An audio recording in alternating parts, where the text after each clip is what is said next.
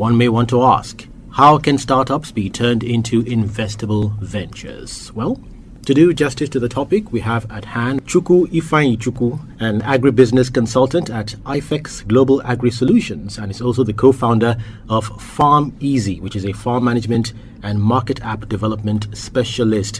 When you say Farm Easy, can farming actually be easy? Yes, farming can be easy with structure. With structure? Yes. Okay, it goes beyond just the farmer holding the hoe and, tilling the ground. Exactly.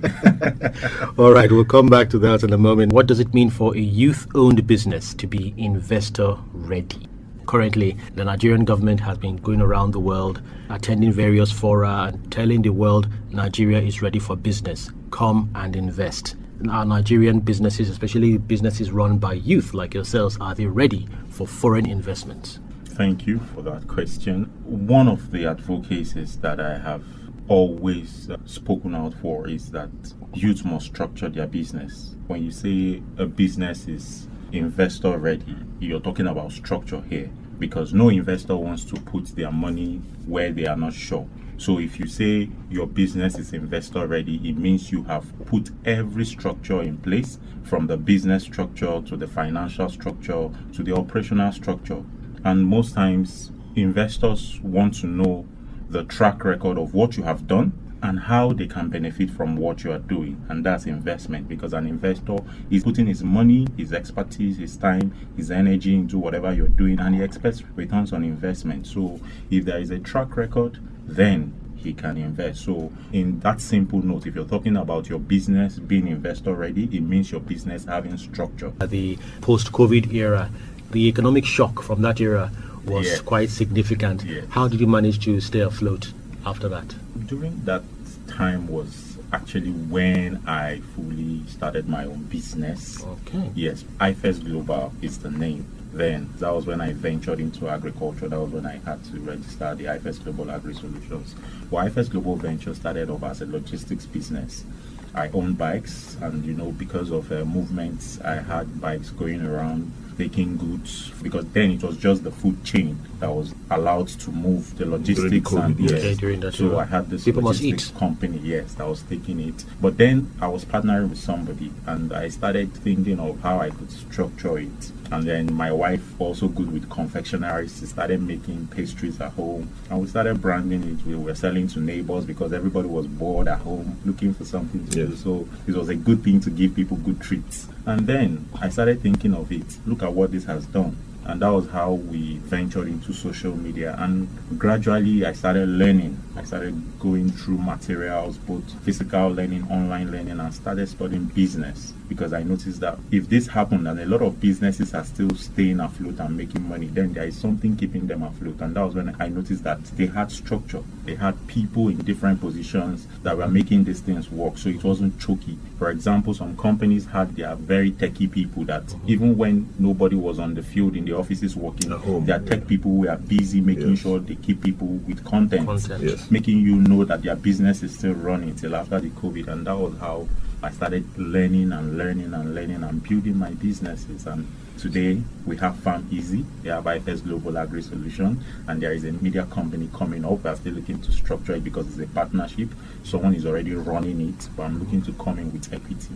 So we're still trying to, structure it and get it right. So you've mentioned the word structure more times than I can count now, and that seems to be key in ensuring that you validate your business idea before you put it out there. Yes. But what other advice would you give a young startup to position? Sam mentioned positioning. Yes. How would you advise a young startup to position themselves to ensure that this business can withstand whatever changes can come up? Just like Mr. Sam mentioned, leadership. As a young person who is in business, leadership is very important. And when we say leadership, it's not a position, it's an action. First of all, it starts with your conviction, you knowing what you believe and what you do. You understanding yourself, understanding your strengths and your weaknesses, and then leveraging on your strength, building your strength, and looking for how people can help you, pad your weaknesses while you grow in it. And as youth, positioning yourself is just you picking a niche learning it, owning it, and mastering it. Yes. Most times you see youth, we get confused, we move from one business to another. Today I'm doing this, I look in the internet, this person is making money from this one, I leave the one I'm doing, I jump to the next one, this person is making money, I leave it, I jump. No, you must find something, master it, be consistent in it, build it, learn, expand it, move as the time goes, use new technologies that are coming, keep building it, let people know it as your identity. For example, if I tell you who is Tony Elumelu, you just know him with Immediately know the something. name. You understand? And he's now a brand. In as much as he has businesses, he's a brand, and that's the way youth should position themselves. You see people running businesses, and you look at them. Oh, you are a farmer, and then you don't look healthy. How do you represent a farmer? You should eat what you produce. Good, You eat good. You show people that yes, what I produce is value. You can't be selling tooth whitening solutions and your teeth is brown. Yeah. I won't buy it. But if you're using it and your teeth is white, you can now start convincing me. So you position yourself, look like your business, carry your business, own it, learn and master it. Be the business. Yes. So leadership, mentorship, basically, I think that's a better word to put it. Mentorship is greatly needed these days. There are too many people out there on their own with no proper guidance there. Where do you think mentorship comes into play in ensuring that Nigerian youth today can actually stay focused on their businesses? Because you said also there are lots of distractions. A lot. Where does mentorship come in? When we speak about mentorship, it comes from the mentees. There are a lot of mentors already existing. It takes you to understand, just like I said, positioning, you knowing what you want. Because you, first of all, in leadership, like I said, is conviction. You have to be convinced. Just the way when it comes to religion also, you have to be convinced. So that's the way leadership is. You be convinced about who you are, who you want to become. And when you are convinced about that, what you believe, you then move to passion. You start growing passion. Yes, very important. And you start learning, you're looking out for materials concerning this thing that I am having this conviction about. So when you start having that hunger, that passion to want to learn, whether in religious, business, anything at all, you start getting yourself. And in technology today, the algorithm will start feeding you with What you materials, desire, and yes. what you desire. So what I will say is that as the mentee, look for mentors in what you do. Because you are convinced. For example, there are people I listen to. Even if I go to their page and I see one like, I will be on their page listening and learning. I'm not carried By that followership algorithm. and all Yes, I go look for their materials on YouTube. I look for their handles on LinkedIn. I follow their articles. I read. I study. So it's in the place of the mentee to know your kind of mentors. And if you can't find them in Nigeria, thank God for technology. There is YouTube. You go, you look for them abroad. One of my mentors in leadership is Miles Monroe, the late Miles Monroe. And I followed him for a very long time, learning from him. Till today, I'm still listening to his material. But he's no longer here with us. He's late, and also he's not in Nigeria. But his material is there online. I look out for him. I learn from him. I also learn from other Nigerian mentors. One of my mentors, Dr. Emmanuel Sam. I follow Dr. Linus Okorie. And then when it comes to the agri space, I listen to people like Dr. Akinwumi, the former chairman for agricultural development. FDM. So follow those kind of. When it comes to business, I follow Tony Elumelu. I listen to him. I watch his events, interviews and all. His interviews. Yes. So you must read, you must study, and like I said, it's in the place of the mentee to know his mentors. You can't say there are a shortage of mentors. There are mentors. Even I myself, I am already a mentor to a lot of people. I have a lot of young youths who call me on daily basis. Yes. They want to learn, they want to understand. Some of them, I just send them to my social media if I already have an article on what they are asking, and tell them to go read and study what I have already posted. And when they finish, they have questions, they come back and I guide them. And you might not have access to one-on-one. Most people always believe that mentorship should be one-on-one. You must know the person. No, there is a place for the internet. Some of these people, I have not met them, but then they have impacted in my life. So you must be passionate about what you want to do, be convinced about what you want to do, and look out for people who have gone ahead of you, yes. so that you can learn from their mistakes, you can learn from their experiences. Most times we admire the success of mentors, but the main thing we should look out for are their mistakes, their lessons, their experiences. Those are the things that will guide us, because most times they pour out themselves, and that is what mentors should know. As a mentor, you pour out yourself. There was one article I wrote where I said, Africa does not lack knowledge or lack information. What we lack is documenting those information. Yes. The other day for posterity. Yes, I was having this thought, and I was like, oh, most of the things my father told me were actually things that I am reading now and feeling like I'm reading one big thing. But because he said it casually, He said it as my father in the parlor, shaking his legs, and I felt like, oh, these are just words of one old man.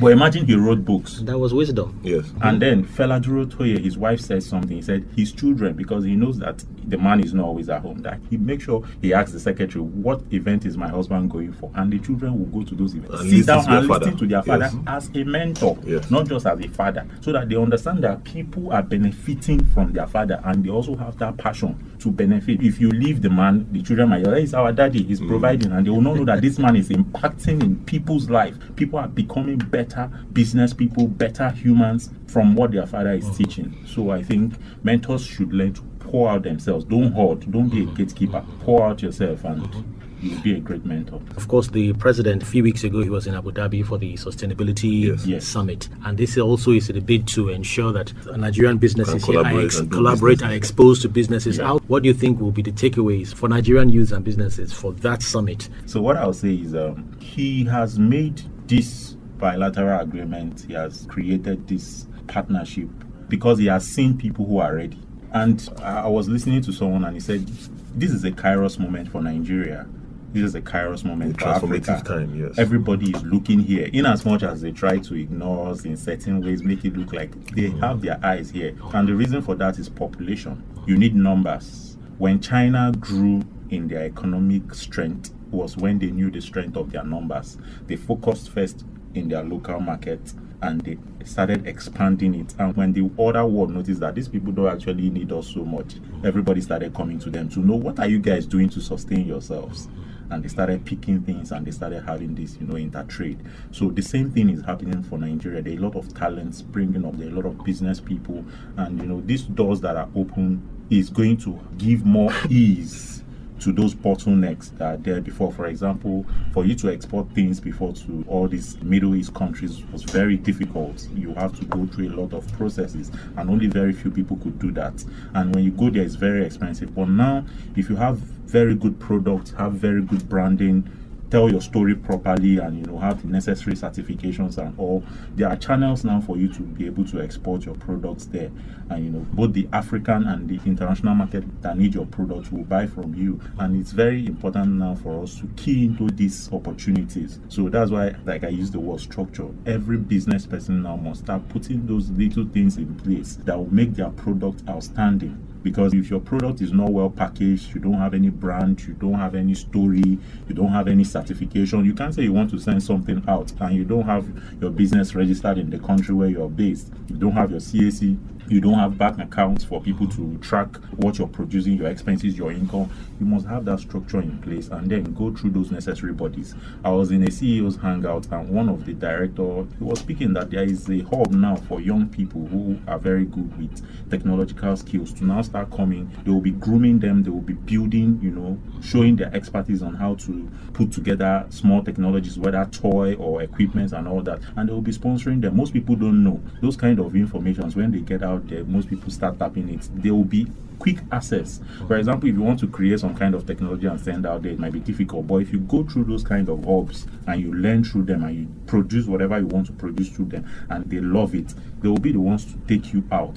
I know most times you want it fast, but then if you structure your business, you go through the process and you'll be able to get these things sorted out. And I think those structure, those processes are what Mr. President is trying to put in place. He's a very strict person.